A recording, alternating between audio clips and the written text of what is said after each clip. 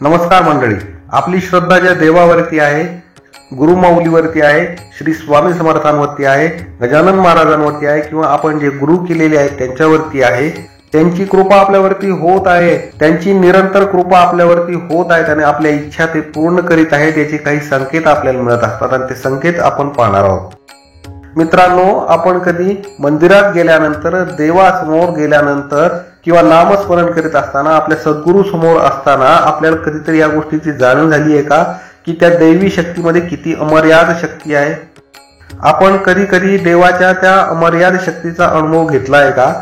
आणि असा अनुभव घेत असताना देव आपल्या पाठीशी उभा आहे आणि आपल्या सर्व इच्छा आपण ज्या काही मांडल्या आहेत त्याच्यासमोर त्या पूर्ण करीत आहेत. याचे संकेत आपल्याला नेमके कोणते देत असतो ते आपण पाहूया. तुम्हाला देखील असे संकेत मिळत असतील तर ही माहिती तुमच्यासाठी खूपच महत्वाची अशी ठरणार आहे. अशाच काही संकेतांबद्दल आपण माहिती घेणार आहोत.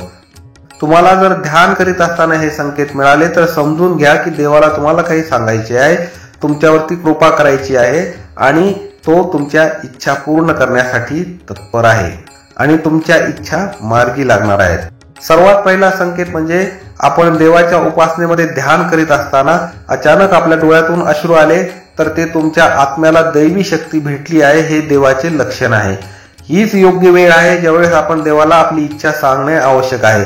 अशा वेळी देवाला केलेली प्रत्येक प्रार्थना ही फळ देत असते. तुमच्या समोर ठेवलेला दिवा, आरती असेल, त्याची ज्योत जर अचानक वाढली तर हे दैवी कृपेचे लक्षण आहे. अशा वेळी आपल्याला देवाकडे प्रार्थना केली पाहिजे आणि आपल्या इच्छा सांगितल्या पाहिजेत. याच वेळी जर तुम्ही पाहिले, धूप आणि उदबत्तीचा धूर आपल्या देवाकडेच, आपल्या सद्गुरूकडेच जात आहे, मूर्तीच्याच दिशेने जात आहे, याचा अर्थ तुमची उपासना देवाने स्वीकारली आहे. फुलांचं अर्पण तर तुम्हाला माहितच आहे. फुलांचं अर्पण जर तुम्ही पूजा आणि ध्यान करण्यापूर्वी देवाच्या मूर्तीला फुलं जर अर्पण केली आणि जर ध्यान आणि पूजा करताना ते फूल जर तुमच्या दिशेने पडलं तर ते अत्यंत शुभ मानलं जातं. याचा अर्थ असा आहे की तुमची उपासना, तुम्ही केलेली सेवा देवाने स्वीकारली आहे आणि तो तुम्हाला त्याचा योग्य फळ, योग्य परिणाम लगेचच देणार आहे. जर एखादी गाय आरती आणि पूजेच्या वेळेस आपल्या दारात आली तर ते खूप मोठे शुभचिन्ह मानले जाते.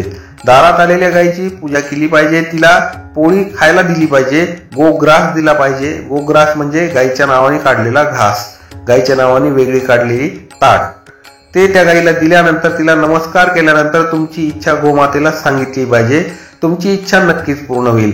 जशी आई आपल्यावरती निस्सीम प्रेम करीत असते तसेच परमपवित्र परमेश्वर आपल्यावरती निस्सीम प्रेम करीत असतो, आपल्यावरती माया करीत असतो आणि आपल्याला प्रत्येक संकटातून हळुवारपणे बाहेर काढीत असतो. गरज असते फक्त त्या परमपवित्र परमेश्वरावरती श्रद्धा ठेवण्याची, विश्वास ठेवण्याची आणि नियमितपणे त्या परमेश्वराची सेवा करण्याची. नमस्कार.